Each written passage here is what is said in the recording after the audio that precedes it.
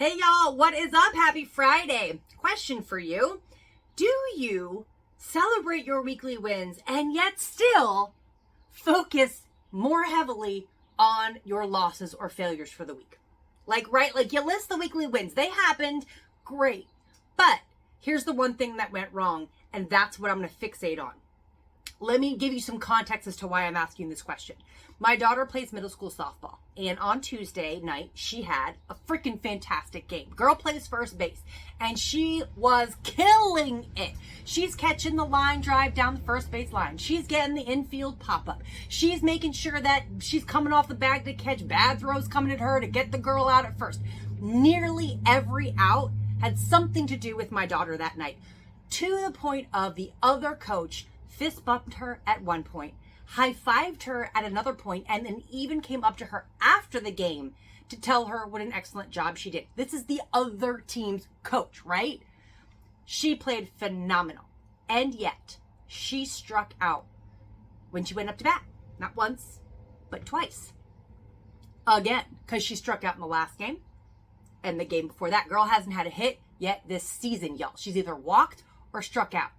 And she was devastated. We get in the truck, we're driving home, and I see these silent tears coming down her face. And I'm thinking, oh my gosh, you had such a great game. Why are you crying? And she just whimpers, I struck out again. And that was it. That was all she could focus on. The rest of the game did not matter, y'all. She was fixated on the failure. And so I am not one of those like, let's just focus on the positive and don't even worry about it. You'll get it next time. No. That's not how I roll. Okay, maybe I'm a pessimist, whatever, realist, whatever you want to call it.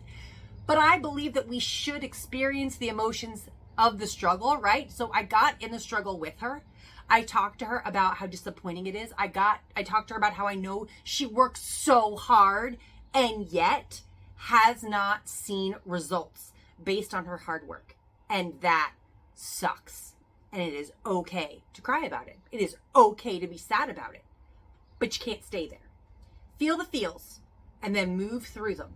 And then let's focus on the positive. Her own coach calls her line drive down first base line that she catches. She's done it multiple times. He calls it the Abigail special. Okay, like we're going to focus on that because that is an area where she continually succeeds. But because she continually succeeds there, it is no longer a big deal to her, right? How often do you do that in your business? Y'all, oh my gosh, I do it all the freaking time. And so after I talk her through it, we picked up some ice cream because ice cream and Nutella, they always help.